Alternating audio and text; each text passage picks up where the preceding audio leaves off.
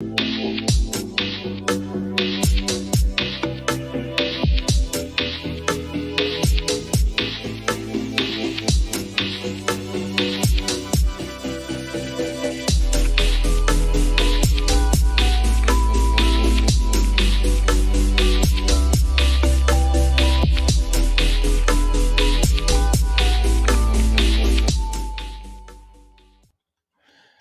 right, are we live? Does anybody see us? You are not live. Wait. You are live. I am live. The ghost. Am I live? The ghost in the machine, dude. I'm telling you, X evil, man. All right, guys. I'm sorry, everybody, for this delay over here. I have like the anti-Midas touch when it comes to technology. So it appears we're in. I cannot see your chats, but I can't either now anymore. Guys, I can't see chats. I don't. It's high tech stuff, guys. I'm sorry. I will check your chats and answer them in comment section when this thing is finished. I'm sorry. We've had, an hour and a half to try to get this thing running. My man Tommy's an expert. Unfortunately, he's dealing with me. I'm a black cat when it comes to technology. So I do apologize. We'll get the wrinkles out and try to get a better show to you next time. Tommy, my man, you've been working with me for now a year, and now you understand what it's like to be me. I don't know. Anyway, I got the Dan Reno shirt on, so that's good news. That is good news. Everybody, you know me. I'm Curtis. Some of you might know Tommy from Mafia Sports Report. He's my man. He's a good guy. He's uber patient. He's doing NFL overtime with me. Just want to give a shout out to him. Tommy, for the second time, tell us about yourself. All right. For the second time.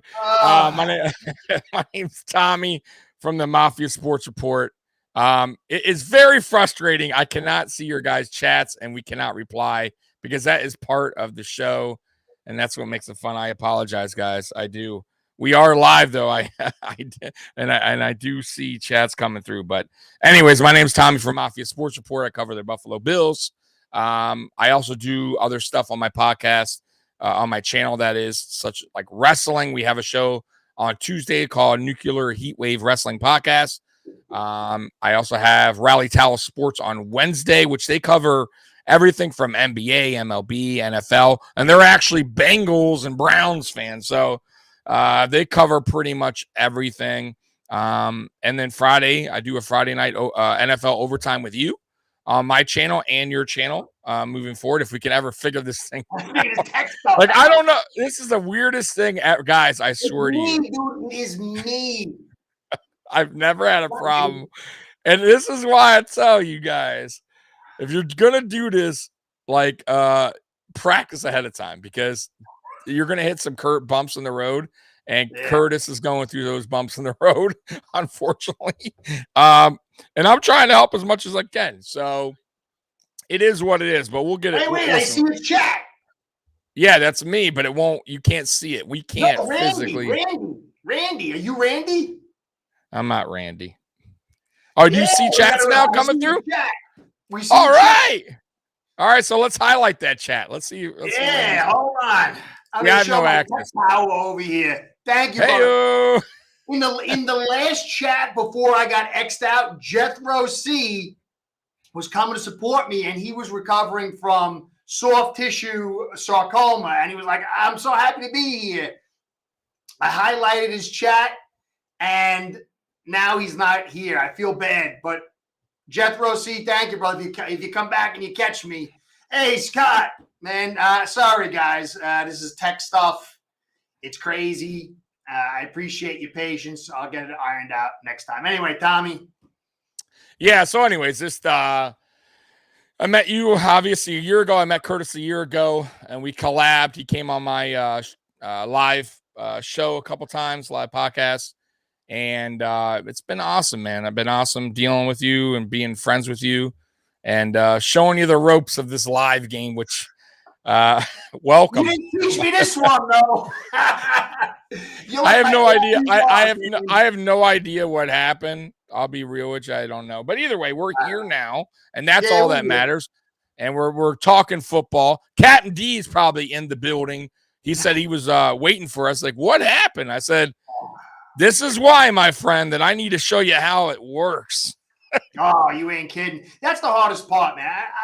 It is. Once you get on, you're on. You could talk and talk and talk, but you got to learn, man, technology. If you don't, you got to know a little or you're going to get lost, man. I know. It's, to me, the whole main thing is it's just like being in a bar, talking to friends, being at a game. But I work with tech. I've been working with tech for like 20 years, but for some reason, I don't know. There's just some weird force that works around me. But anyway, we're past that. I got some great people putting comments up in here. And so, again, guys, we'll get to that. But let's get to the show. Issues aside, how awesome is this shirt, man? Come on, look at him. He's pointing at you, brother. You might have to point at me. Don't you point at me, Dan Marino. Oh, man. So, anyway, look, this is your time. Bills, there was a lot of hype. I even saw an article of people saying Josh Allen's overrated. He's going to come crashing down to earth. And, you know, anytime there's a huge amount of hype around your team, it is trepidation. Like my Dolphins right now have a great deal of hype. And to me, there's a bit of trepidation every time that happens. But you guys came out and, you know, I'm a Dolphins fan. It's not happy for me to say you guys not only validated the hype, but in reality, you actually elevated the hype. So there's got to be a load of great things that you like. I want you to talk about that, but there's also got to be some level. There's got to always be concerns. Like for me, there's always that's just my German nature. So just go over how does it feel to be a Bills fan with this great first step? What was your greatest points, and was there anything of concern? Okay, so I'll start with just the overall game performance. I didn't think we played a perfect game by any means, but we played a very good game, and we were undisciplined in the first half, and I felt like we regained ourselves. We changed our ways in the second half, meaning I think that was more of rust. I got to be honest with you. A lot of that was a little bit of rust, a little bit of, you know, a lot of these players didn't play in the preseason. Ken Dorsey, it's really his first time calling plays in a meaningful game. So everyone, it's kind of a learning curve for at least Ken Dorsey. And like those mistakes will get corrected. We're not a team that turns the ball over like that a lot. We're just not. The Josh Allen interception, the first one, was not even his fault. That was on McKenzie. You got to catch that, right? You got to haul that in. That's one. The James Cook fumble, that's totally on James Cook. That's a rookie. He's going to clean that up. I mean, that's it happens. Zach Moss's fumble towards the end of the game. Once again, got to hold the ball there. You know, if that was an important drive, that would have cost us the game, right? So these things, get them out of the way. First game, that's fine. But as far as everything else, I felt like Josh Allen left off where he just left off where he began where he left off. I disagree. I actually think he took it a step higher. He looked so calm and in control. He was calm and control in the playoffs, Curtis. He was by far. That's what I'm saying. So what I meant was, so he started where he left off with the playoff game. Yeah, I'll take that back. Okay, right. So not the regular. I thought he had a good regular season, really good. Yeah. But the playoffs is where Josh Allen last year really and I think that's why many people going into this season had Josh Allen winning the MVP because of that playoff run, right? Yeah, So what I see of Josh Allen, and I said it last night when we did the post game, was he has gotten so much he has gotten so mature in his game, right? Like his maturity has stepped up. Like he is taking what's given now. If you watch that game, he's getting the ball out within 2.2 seconds, 2.3, and he was taking what the Rams were given, right? And once he saw the deep opportunity, he took it and it was there, right? So picking your poison, boom, boom, boom. Crowder, McKenzie, Gabe Davis, Diggs. He was taking little short routes, right? 5 yards, 7 yards, 8 yards. And then boom, he opens up. He sees the safety not there. He sees the all blitz. He goes to Gabe Davis deep or goes to Diggs deep. So it was just well thought out. And I thought honestly, Ken Dorsey did a very good job. And I think that's nothing. I think he didn't even open his bag of tricks yet. I think Ken Dorsey has a bigger playbook than what you saw. But I think you won't see him open that playbook more until maybe week 3, week 4, once it starts getting going. You know what I mean? Like, I think he's starting to also learn things himself. He's going to go through some hiccups as well. Of course. But now on the other side of the ball, the defense, which what I was telling you, that D line is pretty much brand new, and they handled their business all night. I told everyone the Rams weren't going to run on the Bills defense, and Stafford was going to throw for over 35, 40 passes, 40 attempts, and he sure did. He threw for like 40 something.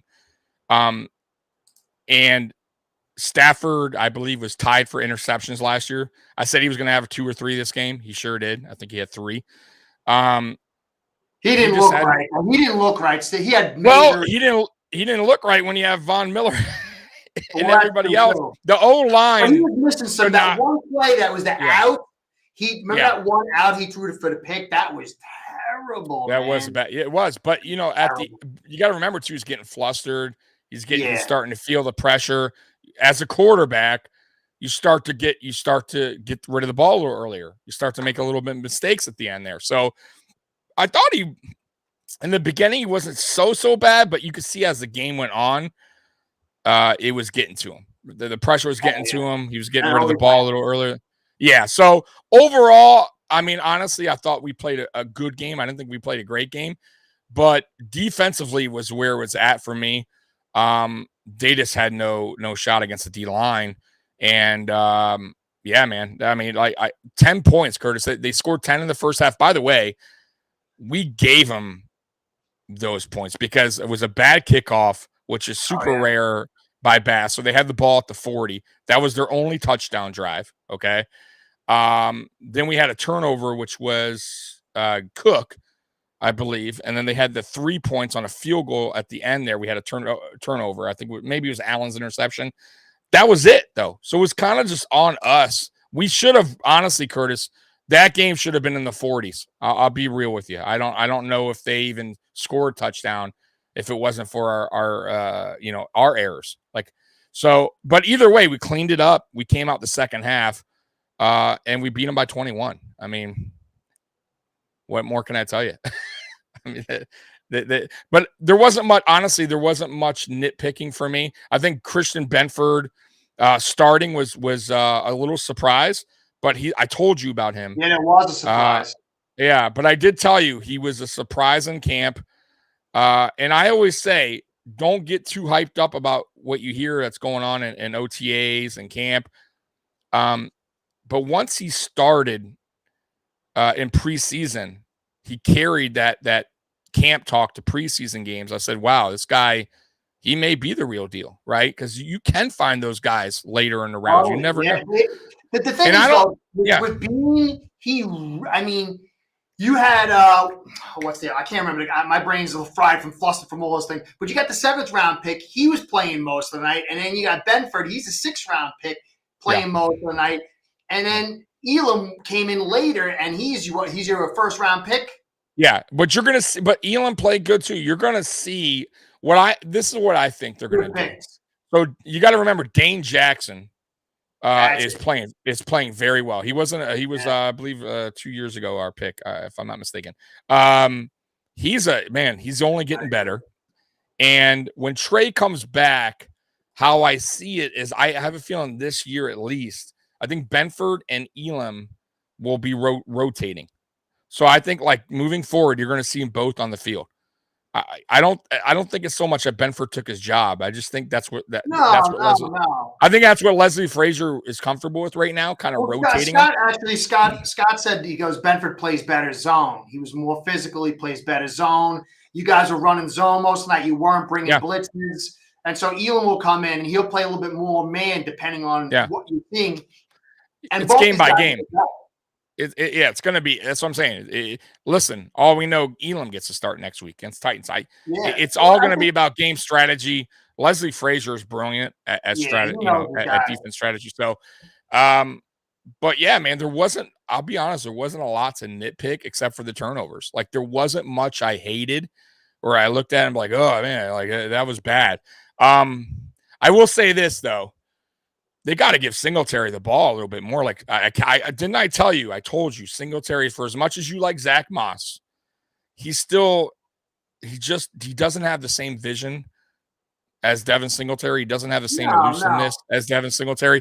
And I tell you this, Devin Singletary has power for a little dude. He will run you over just like Zach Moss will run you over. If you saw one of the plays, I think it was Josh Allen. We were like a 3rd and 3, if I'm not mistaken. Josh Allen, he threw it out.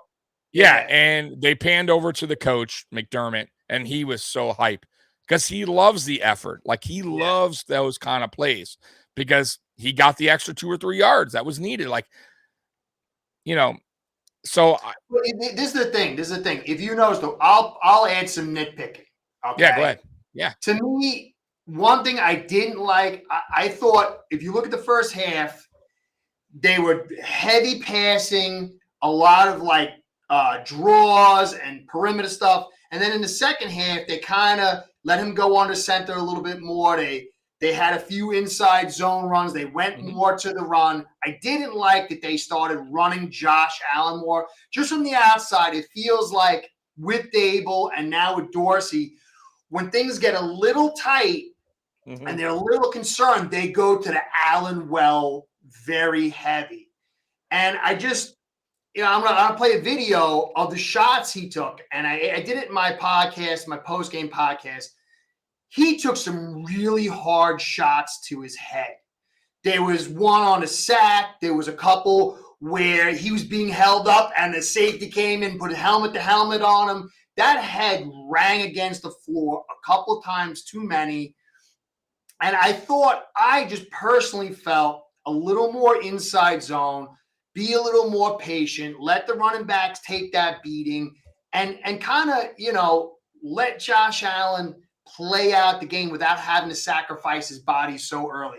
I just thought that they got a little tentative around that third quarter. They went to him a little too much, and Allen took a little too much abuse because it's 17 weeks plus playoffs, and all it takes is one shot to the head to mess you up.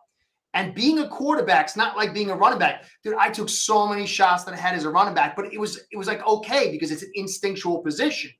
But a quarterback, you got to keep that head free of that shake. When you get your bell rung, you might not be like blacking out, but things are kind of moving at a different pace. Spatial, time and space kind of moves differently, and it's not as easy to overcome at the quarterback. So that was my concern. I'll play the video right now. Yeah. And you can see this guy, he took some, look at that. He's taking dozens of shots to the head. And you can look at that shot, your brain is sloshing around in the juices, banging against. Look, that right there, that was a nasty shot right there. Look at that. That's 3 solid shots. And then as this one, you see, look at this, driving his head into the carpet. And in this one too, look at his head bounce off the carpet right there. And I get it. But I will tell you this, man. Some of these aren't designed, Curtis. I know, but you got to protect some of them. these. It's not. Yes, but listen. Josh will be Josh. I will tell you this. Now I'm not saying that he shouldn't be careful or shouldn't take more precautions. Because I really, if you really go back from 2018, Dan Marino shirt, Johnny. Hold on. Yeah, go ahead.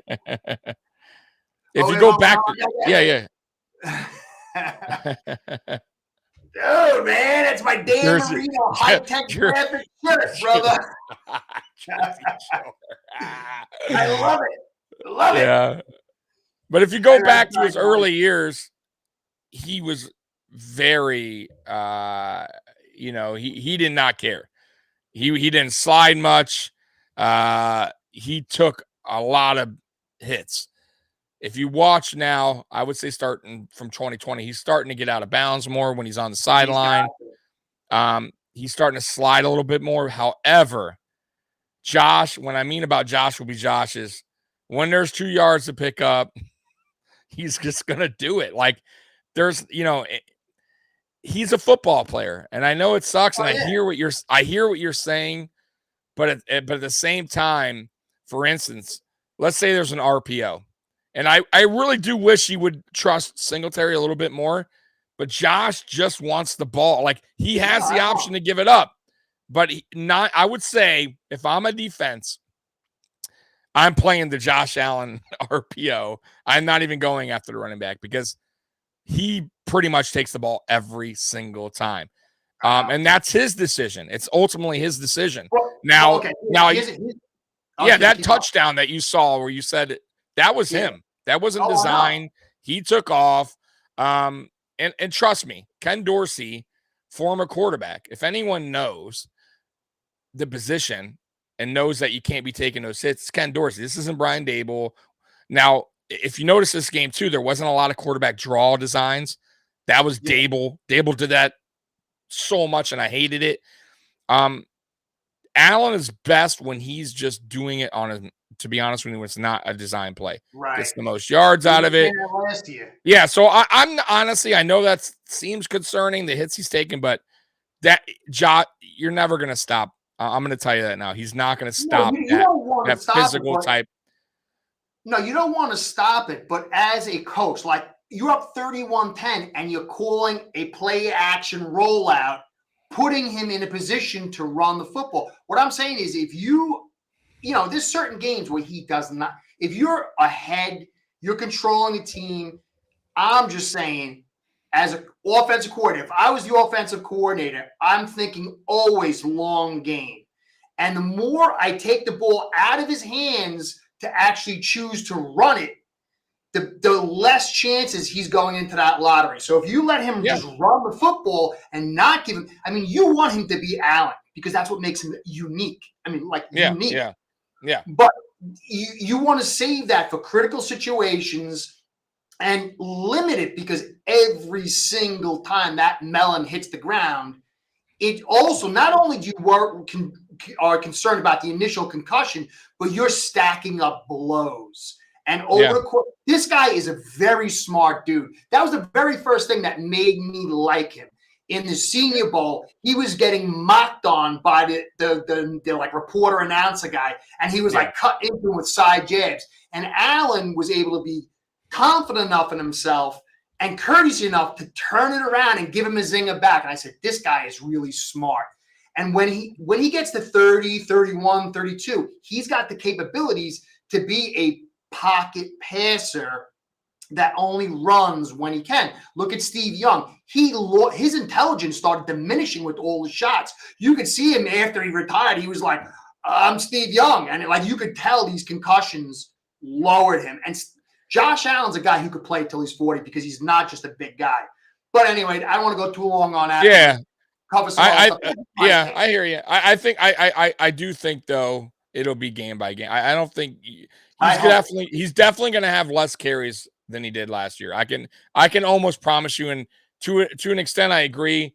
They should have gave the ball to Singletary a little bit more in this game, but as you can see, we're driving. Rams had a turnover. We're driving and Moss fumbles. So it's like I almost think sometimes Allen's like, oh man, I just got to take the ball into my control. I got to take control of this, right? Like I can't trust my guy to drive, to run the ball here. So I'm gonna do it. But my question is in that thing is why was at that point, Moss shouldn't even been in the game, in my opinion. He's averaging 2.6 carry. Devin Singletary's averaging 6. I mean, it's a big difference. Why would you do that there? You already, From my standpoint, I if you view this as the Bills are most likely going to be the top 3 teams, they're going to be in that mix. They're going for a Super Bowl. You're in a game that you're winning. Mm-hmm. You got Singletary. Let Moss take those physical beatings now because you want to distribute the less beatings on certain players and let them have more in critical games. Let them be fresher in the postseason. That's why it's nice, especially on your D line, because it's so deep that Vaughn can get a break. Oliver can, you know what I'm saying? So I just think that you need a big. I agree, but I hope that's out of his system. I do, because thing with Bills Mafia, especially when it comes to like Zach Moss and players that just can't seem to, they just either have bad luck with injuries or it's just something after something. It's like with Zach Moss, I think a lot of Bills Mafia were hyped up about him when we drafted him, and they were already trying to push Singletary out the door. And then when Moss averaged, he was doing okay his rookie year. Then he got hurt. Then he came back. Then he had a bad year. Then he had a bad year. So it's like he's back to the 2 point. He needs to start showing something this season. Like, and it was a bad first game. I got to tell you, like that wasn't. We can't keep giving him the guy excuses. Like, you got to get better average per run than 2.5 or whatever he had this game. Like, you just got it. You got to. Especially, like I told you, if we're driving and we're in the red zone, he fumbles. That's so costly, no matter what the score is, right? You wanna put the stamp on the game there. Even though it was over, I still would have liked to put some points on the board, right? You always want it, and you don't want to see a fumble there. Like, it's just so we'll see moving forward. But I told you in the offseason when we did a show, Singletary should be the guy, and I think they're starting to understand that. I do. So we'll see. I think they do, but no matter how you want to keep your backs fresh. So let's say, no doubt. If Singletary goes down, then what do you got? Singletary's the guy that's going to carry you to the playoffs and hopefully to the Super Bowl. But he had 8 carries. But Mark had 10 and Allen had 10. Yeah, it's exactly my point. So Singletary should have been used a little bit more than 8 carries. If he's averaging 6 yards a carry, I think he should have gotten the rock 13 times, right? Somewhere. Especially in what they were running. He's a much better outside zone player. Yes, and now you got run between tackles. Right, you got Saffold now on that left side. You got Dion on that left side. They should be running on that left side. I know. I don't know 75% of the time. That's what confused me. Saffold is the guy you run behind and let him. They were getting on a move. That's one thing I didn't like. I didn't like the powers stretch, the power spread that they were running. I didn't really like that too much. Yeah, more knock against. I agree. I agree with that. All right. Anyway, let's because I have Fins fans here, and I don't think this is a Bills channel. I get in trouble, and Dan Marino is telling me let's move on to the Dolphins. All right. He's getting a little antsy. All right, so. We got a big matchup between us in 2 weeks, okay? Yeah. But first, my Dolphins have to get past the Patriots. I know a lot of people are saying that the Pats are dead. They're dead. This is going to be a walk in the park. But I am concerned. I personally think the Pats are better than people give them credit for. I do believe my Dolphins have much better big play potential with Waddle, Hill, and Xavier Howard than the Pats do. But the weather right now is uncertain. It can be rainy. It could be windy. It could be overcast. To me, if it's pure sun out and it's hot, we have such a huge advantage. Yeah. But if it's not, I believe it could be a mitigating factor to put the ball into the Patriots' court. Now, I'm going to do a podcast tomorrow on it, but Raekwon Davis, the big 6'6", 330-pound nose tackle, has an injured knee. And I was going to mention it in one of my shows, But the knee he injured last year got injured in the last preseason game. I'm going to show the video on the podcast. He grabbed that knee, and now he's been limited for 2 games. So that interior, he's going to be hard for him to handle Onwenu, who's 340, and he's got to have Andrews in front of him. And if it rains and it's wet and you got Ramondre Stevenson behind him, it could make it difficult. I do believe the Dolphins, on a clear day, are going to have a track meet and be able to get ahead of them. What do you think? Do you think the Dolphins are going to win or lose against my Pats? And remember, if you don't say what I like, I'm kicking you off, and it's going to be a solo edition. I'm just kidding. It'll be you in your 3D Dan Marino shirt. All right. Dan Marino going to be tough. Good stuff, brother. Oh, good Lord. Is this show sponsored by Isotoner gloves too? Or yes, always. Hold on, I got to do one thing. When I was a kid, I could barely get Dolphins games, right? Because I lived in New York. So for me, I would only get some games, and you had to catch the highlights. So for me, Isotoner commercials was like game day. I used to love those things, dude. I used to love those commercials. Yeah. Anyway, see, I grew up in South Florida, so unfortunately, all the Dolphin games are on. I'm in Detroit now, but luckily the Bills were good when I was growing up, so we had a lot of games on TV. But anyways, not in the 2000s. We were terrible. But anyways, this game, I had the Dolphins winning, and that's not because I'm your buddy and I'm picking them. I just think they're a better team. But can the Patriots win? Yeah. Listen, here's my problem with the Dolphins. It's your quarterback. And I keep telling you that. Trouble here. Be nice. It's your quarterback. Now, listen, I'm not going to sit here and dog on him, but I will say this, and I keep saying this. You guys drafted him, the tank for Tua thing. You got your pick, right? That's what was the big hype, tank for Tua. And then you had the coach come in and the Greer, and then you got the backup Ryan Fitzpatrick, which we all love in Buffalo. And then you started Fitzpatrick, and then you had this whole thing, and this season, then you started Tua, and then there was talk about trading Tua for somebody else, and then the Deshaun Watson thing, and then now this offseason, the Tom Brady thing came out, which your owner got fined and suspended because he wanted to get Tom Brady. And so it's kind of like the guy, if I'm Tua, one, I'm thinking, damn, do they really want me? Even though the coach is hyping me up now, the new coach, Hill saying I'm the best thing since sliced bread, right? I got the prettiest throw in the NFL. But you're telling me he's not in the back of his mind saying, damn, like, does this team really believe in me? They try to ship me out already, like, since I've been drafted, pretty much, right?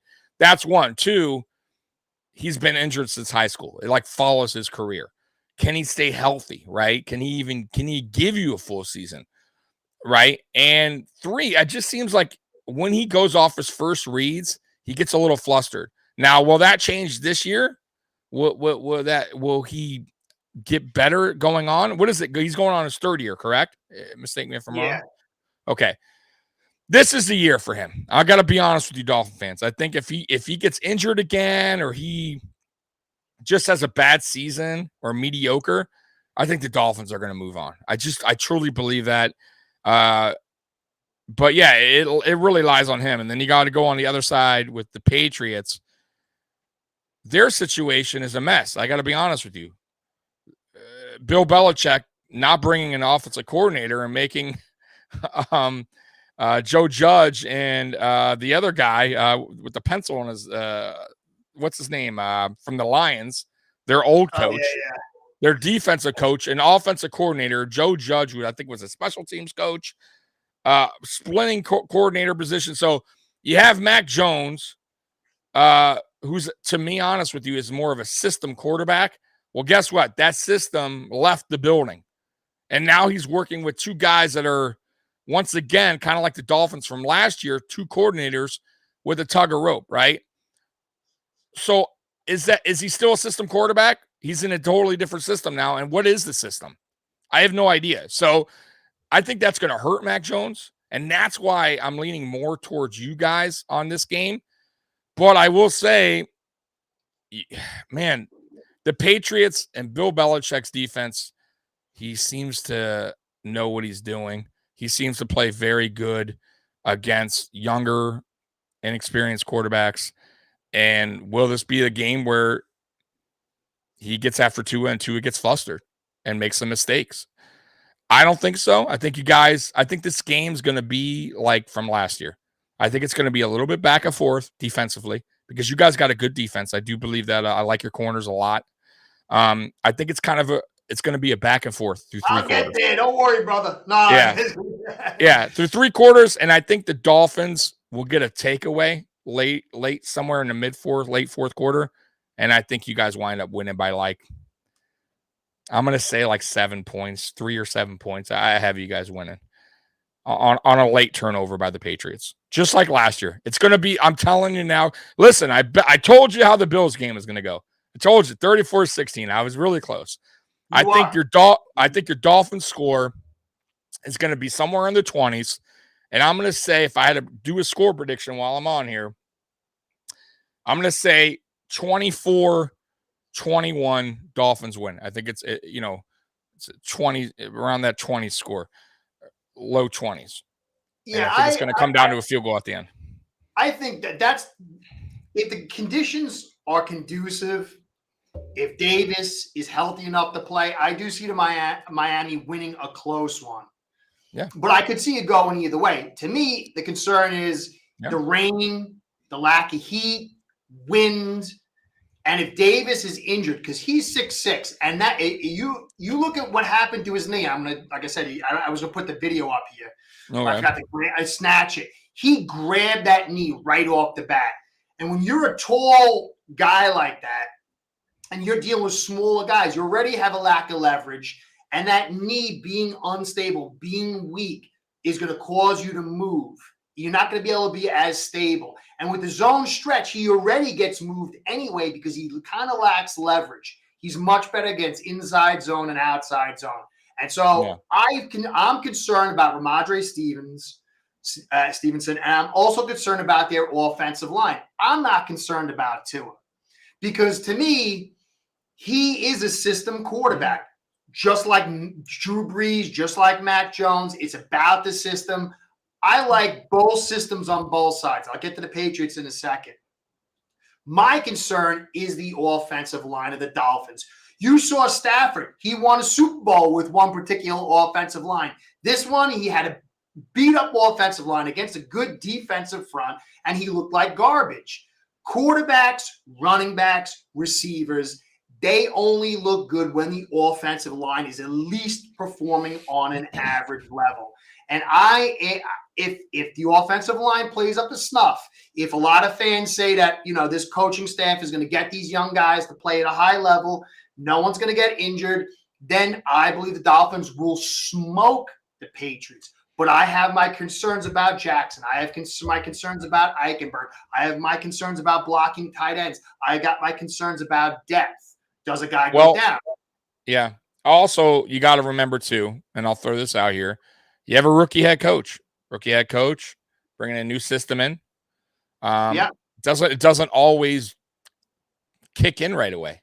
It's going to take a couple weeks for you guys to really start to, to get used to the system, to get used to they're going into a whole new system. Yeah, whole new system, right? And Belichick always has great advantage over rookie coaches.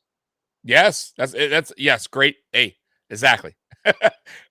That's a great point. So that's why I think it's going to be close. I just feel like the reason why I have you winning is the Patriots offense worries me. I will say you're right. You're right about Stevenson, though. I think Stevenson's going to have a good year for the Patriots. I think they're going to run the hell out of Stevenson. Yeah, but I think this is a very interesting aspect. McDaniel and Belichick both ran vanilla. They both said the same thing. Mac Jones said the same thing that Tua said. We go to line of scrimmage, and the play call was the play call. There was no audible out. Both teams have put a huge fog of war on what their offense is. They showed nothing. So we really don't know anything. It's going to be so interesting when they come together. But I said this in my podcast, with Mac Jones, it's going to be a little bit more of a hide because Tua has movement skills. We kind of know that Hill and Waddle are what they are. Tua's going to come to the line of scrimmage. He's going to make alerts. He's going to make some audibles. He's going to make some changes. But it's not going to be the same degree as Mac because Mac has that one. He doesn't have certain advantages that Tua has. He doesn't have the advantages of high-level talent around him like Tua has. And so what I view it as, they're going to put a menu on the table, give it to Mac Jones. Mac Jones is going to come to the line of scrimmage, and he's going to use, quote-unquote, if this is what is true, his ability to make adjustments at the line of scrimmage to be, as someone else put in here, the coordinator to work with the OCs who are just going to kind of just like give a menu, and then it's going to be up to him. So to me, if Mac Jones is as he's billed, which is a cerebral quarterback, a super prepared quarterback, a guy who can be controlled under pressure. And to me, the one thing that does concern me is Mac Jones struggles in man coverage. When he's got to use that arm to make the throws in man coverage, he struggles a lot more than when he's throwing against zone. I forgot who it was, Alex Rollins or somebody did a whole study on that. I disagreed with it to some extent, but you could clearly see that when they're sitting in zone coverage, he's able to pick and go through his reads. He does struggle when he doesn't have the receiving talent to get free, and his arm talent isn't ultra to get that ball in man coverage. But are we going to be able to play man coverage without Byron Jones, with Nick Needham, who's got a bad wrist and an injured quad, and possibly Rowe, who might be is uncertain right now whether he's going to play? And so I think both the knocks on Tua overestimated and the knocks on Mac are overestimated. I think both of them have potential to be quality quarterbacks depending on this framework, the situations around them. And I think both of them can be successful. How successful, you got to wait and see until they come down to the big game, until you see, can they put the big boy pants on? Do they wet the bed?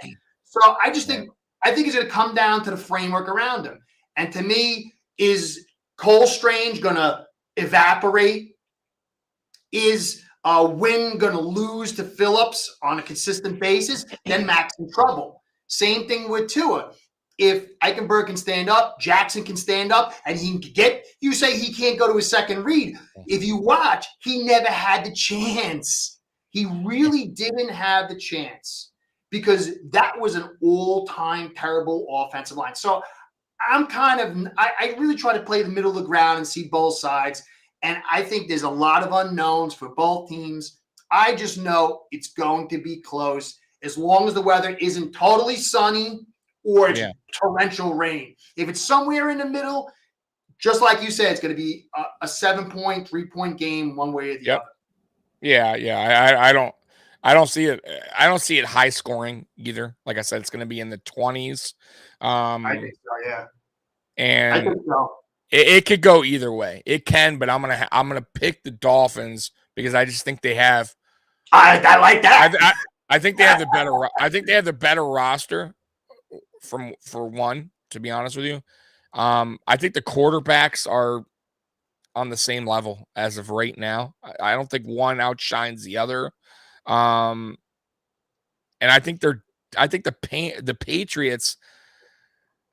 Like I told you, the problem with the Patriots to me is the offense, the coordinator problem. That's a problem. They also lost Jackson, which was one of their best corners that they let go. So it's like. They're very limited, and they also spent the most money in free agency last year, and those players really aren't doing much. I'll be honest with you. The one tight end did fine. I believe it was Hunter Henry, correct? But the other tight end really was a total waste. And I don't know, but I will tell you this: I think the Patriots are going to be run heavy in this game. They're going to be run heavy in this game, and we'll see how your defense holds up against a run. One final point. If you go back and you watch Week 1, Dolphins versus the Patriots last year, Dolphins didn't play their zero look. They played a lot of man coverage, and Jones was very efficient. And it came down where they fumbled the ball, we're going to the end zone. I kind of picture that game again, as long as it's not hot and sunny. Hot and sunny, I think that Hill and Waddle will just be too much. But I think the guy Jones, the corner, he runs a 4-3. And I forgot who was mentioning it. I think it was McCourty was saying that he really plays well against Hill because he matches up with his speed. I just don't think it's going to be a blowout on either side. I think these are two angry teams desperate for this win. Miami has to get the win. If the Patriots lose, they can play, for the later game and have that, But if Miami loses this opening game, it's going to be a big hole for them. They must win no matter what happens, whether it's 1 point or 1,000 points. I agree. Yeah, I definitely agree. I definitely agree with you there. So anyway, that's that. Now, to me, I'm going to get into you for a little bit over here. I think the only team on the face of it to challenge the Bills, possibility-wise, is the Chargers. They've got a very talented team. To me, it's all about the offensive line to me. Yeah. To me, that offensive line, you go back and look, they even invested heavy in this offseason to build this offensive line up. And they've got quality runners. They've got some quality receivers. They've got Mack and Bosa. They've got they struggled against the run a little bit last year, but I'm very interested to see how they handle the Raiders. What do you think is going to happen in that game? I believe they're Chargers at home, correct, in that game, if I'm not mistaken? They are at home. Okay. They are. It's a home game, 4:00. So I think that's gonna be an interesting game. I think the Chargers will win. It's a home game. So I'll definitely pick the Chargers to win because they're at home. I like Herbert over Carr in that game. I think I'm not a fan of Carr. I'm not saying he's bad. I'm not saying he's bad. I'm just not a fan of Carr. I think he's good enough to get to the playoffs, but I don't think he's good enough to get you to the Super Bowl, in my opinion. Herbert, on the other hand, I think he hasn't reached the ceiling yet. But the problem I have with the Chargers, and it seems to be like an ongoing thing with them, is they start good, and something happens towards the end of the season where they start to make these mistakes and lose games they shouldn't lose and wind up missing the playoffs, right? It's like it always seems to happen that way. They had a great offseason, no doubt, right? And they got Joey Bosa's already there. Then they added Khalil Mack. So their defense is already stacked now with them. Those two coming at you. Keenan Allen, by the way, I love Keenan Allen. Keenan Allen is one of the best receivers in the league. He really is kind of underrated. So yeah, exactly.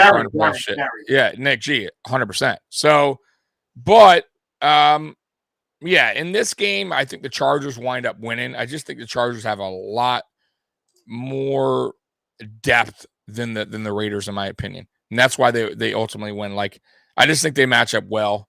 I don't think it's going to be a blowout, but I see like the Chargers. They could Chargers win by like 10 points, something like that. Yeah, I don't like to me, the biggest concern I have for the Raiders is their offensive line. It's not deep. It's not talented. I believe, they just got rid of what's his name? Turnstile at the right tackle. What's his name? Underwood or Deadwood. I can't remember. Leatherwood. Their first round pick. Who they cut right away. That's unbelievable. That's a huge hit. When you got to cut your first round pick from the year before. So I think they're in a transitionary period. I like McDaniels. I like Carr. I don't love Carr, but I think if you put enough around Carr, he can take you as long as you got enough around him. I think he can be clutch. He can make big plays. He's just not on that final level. He's very good. Right. He's not great. But that offensive line, to me, is a huge concern when you got Mack and Bosa. They're not injured yet. They're both healthy. Correct. And I just think that's going to play out. I think some people get tired of hearing that from me, but to me, I always go back to the offensive line. And I agree. always start with the framework of that offense line. It doesn't have to be the best, top 5, top 10. Yeah. But when you see a huge disparity between the offensive line and defensive line and on both sides, then I mean the Chargers line is really good, man. And so they got a very huge advantage on both sides of the lines. And that's why I think I personally think the Chargers are going to take the division. So I see that as, just like you said. Yeah, I agree with you, by the way, about the offensive line. Like, offensive line is like, to me, it is the second most important thing besides quarterback. Like, man. Yeah, I'll be honest with you, because you can still have a great, you can still have you can have a great offensive line and a quarterback that makes bad decisions. And cost you game. You can win a Super Bowl. Yeah, if you have a good defense to back it. And offensive line to run the football and to give him time. But you have to have a defense. You can't play that. Yeah, well, you can't. Well, no matter what. And how often? So Dan Marino couldn't win without the defense in the run game. But if you go back to Super Bowl victories. I'm sorry, Dan. Yeah, but if you go back to Super Bowl victories, Curtis, there's very few quarterbacks, and I'm not saying it hasn't happened, because it has. Tampa Bay, I think Brad Johnson won one. Yeah, even Eli. To me, I consider Eli. Baltimore with Brad Johnson. Yeah, exactly. So Flacco. And Flacco, right? So, exactly. So it can happen, but how often does it happen? Very rare. You got to have a really, really good defense, and you got to have a good running game to get you some points. So, like, it doesn't happen much. So, but like I said, in my opinion, offensive line is the second most important. They control their run. They give the quarterback time. They get the receivers enough time to get open because they're blocking for the quarterback. And give the defense time to rest. Yes, so exactly too. Right. I agree with you there. It starts up front. It does. And that's what I think also like was the problem with the Buffalo Bills last year. Like, our defensive line was pretty bad. Like, and we got worked, especially against the run. You know, when it came down to games like the Colts. And remember, we talked about this last year when I was telling you we weren't built for home games in December. I want to give Tommy a shout out. Every once in a while, you get like a really sharp and cogent point from somebody. Usually that's me saying it. Just kidding. But that was a great point. It was so true. And that's a part of the reason why I said I didn't like this spread power system you have. Because, again, it keeps being finesse. But it was so good how the Bills are in one of the worst places to play late in the year, and they're playing this finesse style throwing offense. And I really got to give you credit, man. It really it was offense and defense, though. It was on both sides of the line that we weren't built. And that's what I was trying to say. Like, even the offensive line, we just weren't that. I was almost at the end. I was saying I'd rather be on a road because we just weren't. We couldn't play in our own stadium under those environments. So, yeah, man, we fixed that. We corrected that. So. I want to answer Nick's. Nick had Bills were 8-9 at third. The thing I liked most about Dorsey, his calls compared to Dable, and this is another point you brought up. Dable was I have a plan and I ain't changing it no matter what. Right. Dorsey, if you go look at that first half, he really changed it dramatically into the second half. He made some great adjustments. Yes. I do feel he was a little too finesse. I felt like he got a little nervous and just went to the Allen well a little too much. And I wanted to see him be more patient to run inside, because when you run inside, you're not always that one plays might go for 2, but you got to get a few in there. Yeah. And if after 5 or 6 or 7 inside runs during a course of like 2 or 3 quarters, you ain't going anywhere, then But if you sprinkle them in there too much, they never really have the same effect as if you're patient. So to me, I really like Dorsey as far as adjustments. I liked a lot of what I saw. I just wanted to see more of a balance, because I did a video too. That play action to Davis, that beautiful. To me is the most dangerous thing about Allen. If you can get a defense focusing on that run game, those linebackers, if you watched last year, nobody was buying what Dable was selling with his cheesy runs. But they really believed that you were going to run that football, and all those linebackers sucked in. He rolls out. He's on his own. There's one guy in front of him, a blocker and another guy. I mean, that is terror to a defense because he could take it on the run or do his flick for 80 yards. And so for me, that if you can get that inside run, it's not the same when you do, pitches and wide stuff. It's that inside zone that makes linebackers really suck up because they can't see. But the outside stuff they perceive right away, and it's not as much as a bite for a linebacker. Anyway, I don't want to get they did Earl Dodge. Jalen Ramsey doesn't look the same anymore to me. He just seems off. Well, I'm sure he's eating his words now that he said it. Back in 2018. Well, even from last year, Chase, and with the Bengals, man, he beat him bad last year too in the Super Bowl. But anyway, all right. So Chief Cards, what do you think about that? I think the Chiefs are gonna. I still think. Listen, the Chiefs are still a very good team as long as they got Mahomes at quarterback. As long as they got their head coach. As long as they got Kelsey, their defense is pretty solid still. I don't mind Arizona, but they don't have Hopkins. They're limited in this game. And Murray, to me, after that showing in the playoffs, dude, I have no faith in him until he loses. So and I'm not saying Murray's a bad quarterback, but now his number one weapon's gone, right? Yep. Which was his go-to. I like Connor as their running back, but he's only going to do so much. Okay.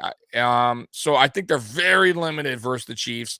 I think the Chiefs I think it's at Arizona, correct? If I'm not mistaken there. So I think the Chiefs go there. If I'm not mistaken, it is in Arizona. Let me see. Yes, it's in Arizona. The Chiefs are going to go to Arizona. I believe they're going to beat them by at least 14 points. I think this is going to be pretty much a blowout. I don't think Arizona is just very limited right now. And that's how I see it. I just Andy Reid, Mahomes, Kelsey, as long as you guys got those guys. And by the way, even though they lost Hill, they still got some speedsters there in McCole Hardman. I think they got another guy. So they have speed still. It's not like they totally lost. The one thing, though, is Niang is on IR right now. So that offensive line is a little bit – they're still really good, but they're going to have that right tackle spot's going to be a little – they'll figure it out. I don't think Arizona's a threat at all. I don't think they're going to hold in the short term. I agree. I think the Cards lose. All right, Tampa Cowboys. Tampa Cowboys. So, interesting game because this is a rematch from last year, right? From the opening game. They had a back-and-forth game for a little bit, and Tampa took control, right? I think it's going to be the same exact game that you saw last season in the opener. I think it's going to be a little bit of back and forth in the beginning. I think Tom Brady's going to be a little bit rusty in the beginning and get going as the game gets going because he missed some time in practice. He was off doing family stuff or whatever was going on with his personal life. No, Tom Brady's Tom Brady, right? So I'm not saying he's going to stink it up. I'm just saying I think it might start a little slow for him. And as the game's going on, I think Brady starts to heat up. And I think they wind up pulling away in the fourth quarter. So I think Tampa Bay beats Dallas. Once again, another quarterback in Dallas. What's his name? Drawing a blank here. Not Elliott. Yes. I think the problem with him is, once again, it's like one of those quarterbacks where he can get you to the playoffs, but I don't think he can get you to the Super Bowl. And I just think Tampa Bay has I think they have a good overall team. I do. I have Tampa Bay going to Super Bowl. I have Tampa Bay versus Buffalo. Really? I do. Now I know they lost a key offensive lineman, one of their better ones, but I still feel like, listen, if Tom Brady's gets back to what he was last year, which I don't see why he wouldn't, right? Unless age really kicked in. He's always dangerous. They still have Mike Evans. They still have Mike Evans, who's a very dangerous receiver. And they picked up, like I said, Julio Jones. Yeah, and Julio Jones as a key vet. And they got a good defense. It's not like they have a bad defense. Adaveta, whatever his name is, on the defensive line is a beast. So, yeah, man, I just don't see Dallas beating them, though. I think it's going to be close to like the third quarter, and I think, like I said, I think Tampa pulls away somewhere in the fourth quarter. They wind up winning by like 10, 13 points. Yeah, the only thing I mean, Tampa's defense is really good. That's not beat up at all. Yes. They got receivers. They got Tom. Offensive line, though, has got some holes. And what's the kid's name? The linebacker. I'm getting tired. The awesome linebacker in the Cowboys, his second year. He's a beast, and maybe he can make it something. But the Cowboys, Smith, their left tackle's out, and so they got a big hole there. They signed what's-his-face, but he's on a practice squad, the vet. I don't know if they brought him up to start. So, I don't know. I kind of lean towards Tampa winning, too, because I just think that Brady will be more patient. But I think it could end up being a close game and interesting. But, we'll see. I don't see Tampa going for the long haul. They still have a lot of more injuries that can come onto that offensive line throughout the season. Because so I don't know. I don't see them good for the long haul. I don't know who's going to come out of the NFC. Really, I got to think about it. I was really thinking about Tampa, but too many injuries on an offensive line. But we'll see. Maybe they overcome. Maybe something happens. You're talking about Parsons, by the way. Yeah, Parsons. That guy's a beast, man. That guy's a beast. Yeah, he's. They were smart to change his position. I think he was he a linebacker initially, or edge, and they put him the linebacker. And he was a linebacker in college. Now that he plays like edge, he's a beast, man. But I still don't listen. You're going against Tom Brady, who he's seen every type of defense. So I think they'll win. I think they would, but you never know. I mean, to me, a freak pass rusher like that and a beat up offense. I want to see how Tampa's offensive line responds for that first quarter. That's going to tell me everything. That'll tell me the game right there. I think it starts slow, though. To be honest with you, I'm telling you, I think Tom Brady's starts a little slow, and then I think, like I said, I think he starts to heat up midway. Maybe in the second quarter, you start to see Tom Brady heat up. The offense come alive a little bit. But I think at first it's going to be a little rusty, maybe a 3-and-out right away, something like that, just an off pass, and then he'll get going. There's a lot of good games, man. To me, there's like 5 or 6 games I'm really, really excited about. 2 games that I am not excited about, but the NFL wants me to be excited about. And so we'll wrap it up with those 2 games. Is Broncos versus Seattle and Cleveland versus Panthers. I got a little bit of interest in Cleveland versus the Panthers because I still like Baker to some degree, and I'd like to see him shine. So I got a little interest there. But the Broncos versus Seattle is such on Monday night. I'm not even watching it. Tell you it's so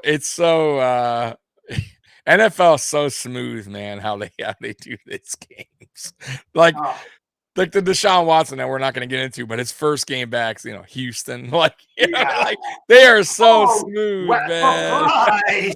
Right. So Denver, Seattle. Let's just cut. We'll make this quick.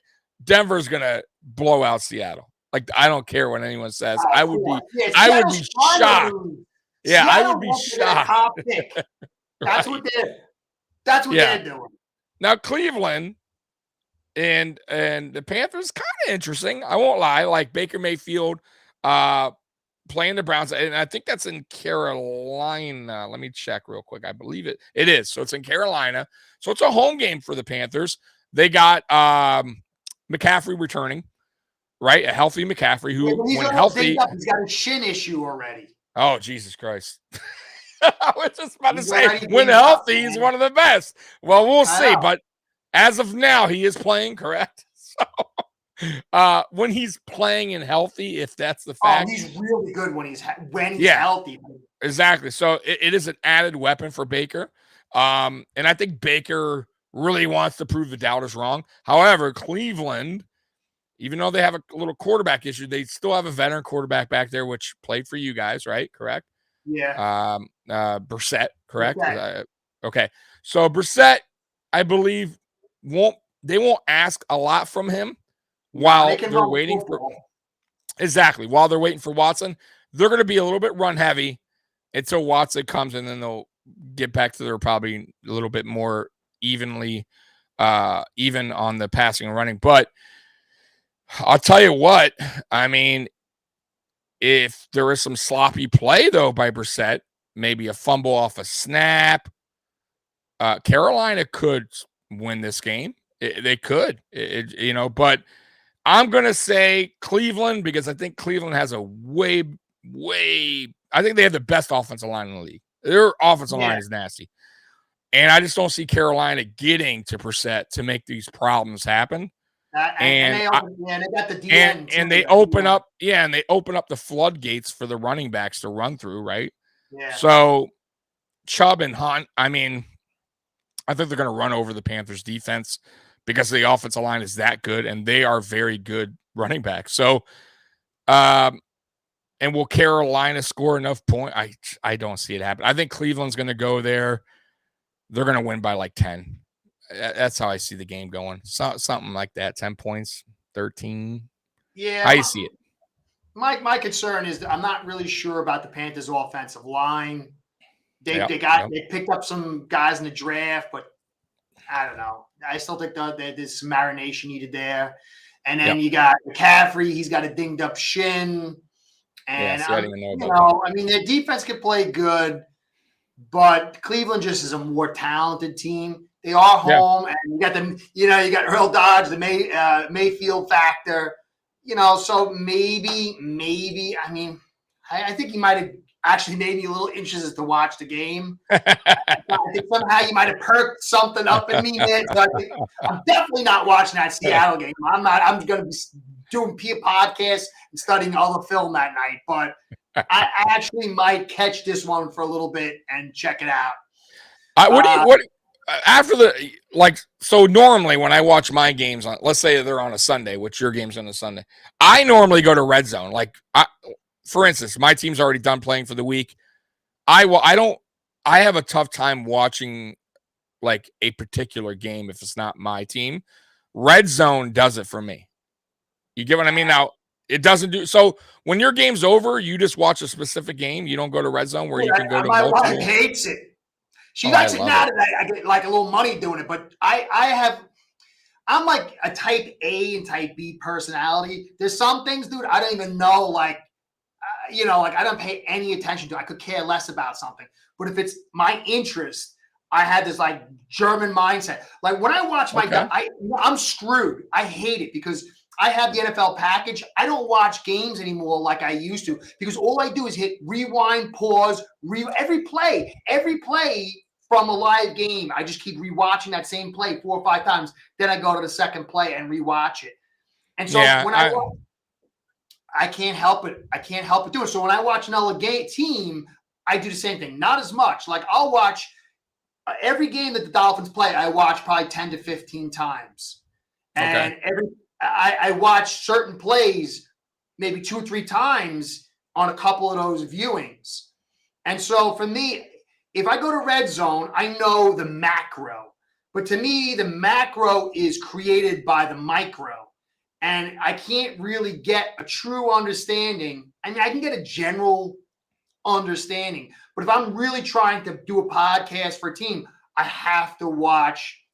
But you have the NFL package where you could go back and watch it if you wanted to. Yeah, that's what I have. I have all 20. No, I get it. But if you're watching Red Zone live, my point is, if you're watching Red Zone live, you can watch. It pans off to when they're, in the red zone. So like afterwards though, let's say you were really curious about the Chargers game. Couldn't you go back and watch a replay of the Chargers game if you wanted? I could, but they actually offer the game in 40 minutes. They cut the game down to 40 minutes. Oh, okay. So I go back and I watch the game in 40 minutes, and it might take me like an hour and a half because I watch the plays. And then, you can move through. You don't have to watch every single play. You know, I mean, you go through and you get the gist. So for me, I can't do that. I love it, dude. I love it. To me, football, like when you watch tape, it's stories. Like I see story. I love it. I love watching guys. Yeah, I get it. I just can't watch other teams like full game. I have a now. If it's the only game on, for instance, I will say this: like a Sunday night football game, I watch it. If it's a good game, Monday Night Football, I'll watch it because it's the only game on, no problem. But on a Sunday, there's so many games. I'm not interested in one particular. I just watch the red zone. That's just me, though. You know, I get where you're coming from, but I there's like 10 games going. You know, like I can't just pick one. I want to know everything that's going on, but that's just me. Yeah, well, look, I'll watch the Dolphins. Like, so basically, a lot of times I'll have two teams that I cover, and they'll play at different times. Like a lot of times it'll be the Bills or the Titans or whatever. So I watch the first game through, and I focus on that. I get a podcast ready, and then I'll do the next team, get a podcast ready for that, and then I'll pick games that are important to me, and then I'll watch them over the next couple of days. You know, that makes sense. So anyway, I love it though, dude. I mean, I can't explain it. It's just, I don't know, man. It's like when you watch film, you see things like if you watch film, you see stuff that you just can't pick up live. And there's so many cues over the last 4 or 5 years of studying film that I learned so much that I never would have picked up. And it's just like this. I don't know. I just love it. I can't explain it. I really wish I would be one of those guys that just cuts film for NFL teams and just sits in the corner and they just ask for film. I can cut it all down. I would love it, man. It's so much fun. Anyway, this is boring stuff for a lot of people, so I'm going to move on. Anyway, so I don't know, brother. I got issues. So anyway, Tommy, I think we're going to end it here. I just want to say thank you everybody for your thoughts, for comments, for watching. Tommy, as always, dude, really, I mean, you're a friend. You've been a mentor to me in a lot of ways. Dude, you guys, you understand, he came on, he was setting this whole thing up that I do. He was going in there. Dude, I screwed it up like 5 times. He was in there patient with me. He's like, I don't know what you're doing, dude. I'm like, I don't even know either. But he's a great guy, dude. Watch Mafia Sports Report. Next week, NFL Overtime will be on Mafia Sports Report. So how we're doing this, so y'all know, is next week will be on Mafia Sports Report at 9:30. I'm sorry, 9:30. Then the following Friday, we're right back on Ace Per Head on Curtis's channel. So we're just doing it, alternating it each week. 1 week Mafia Sports Report, 1 week Ace Per Head. And I'm sure now that Curtis has I guess can we say pop your cherry on YouTube? I guess I just did. Pop his cherry. Pop his live stream cherry tonight. Maybe Curtis will give you some more live shows on, in the future, doing other things, right, Curtis? I'm sure you got something planned in the future for that. Yeah, I mean, I guess I'll try. I mean, I gotta go solo without you. I might be a little nervous, dude. You're like, you'll be all right. You'll be all right. Carrying me along. When I screw up, you pop in there and carry me. So I don't know. We'll see. I'll ease my way into it. All right. But you're the best, Tommy. Really, I really appreciate your friendship, man. And you're a Bills fan. And Josh Allen is not going to finish his next contract. He's going to be a Miami Dolphin. He's going to come over to us. I still love him, man. I got a hot take, though, for you real quick, Curtis. I think you guys wind up getting Lamar Jackson. How about that? I think Baltimore doesn't give him what he wants. And I think either he gets traded to the Dolphins or he plays out his contract and he signs a mega deal with the Dolphins. I just have a weird feeling Lamar Jackson will be a Miami Dolphin in a couple seasons. I have a weird feeling. I'm telling you, it's weird. He's his own agent. You're telling me Baltimore hasn't given him an offer? He's probably. I think they're gonna tag to the yes, 100% they are, and that's what I'm trying to tell you. Look at Tyreek Hill situation. They had to let him go. They traded him, right? You would never think that. There's a lot of teams now are doing that. They're trading Devontae Adams, gone. Tyreek Hill, gone. I'm telling you right now, if Baltimore doesn't feel comfortable paying whatever Lamar's asking, because you don't know, he's his own agent, they could tag him and they could also trade him when they tag him. And they could get multiple picks. Because you know why? Why I pick you guys? Because you guys, your owner would do something crazy. Oh, he like definitely give up would. He definitely would. I don't think it would be the right move. I don't think it would be the right move at all. But he definitely is that kind of guy. He tried to get Watson. He tried to get Brady, which you probably were against those too. So, I'm just throwing that out there, Fins fans. I wouldn't be shocked. I want to end this on a happy note. Remember this. All right, Tommy. Guys, thank you so much for your support. Thank you for stopping by, Tommy. I'll catch you soon. See you. Good night, guys. Please. Go Bills. Had to throw that in there.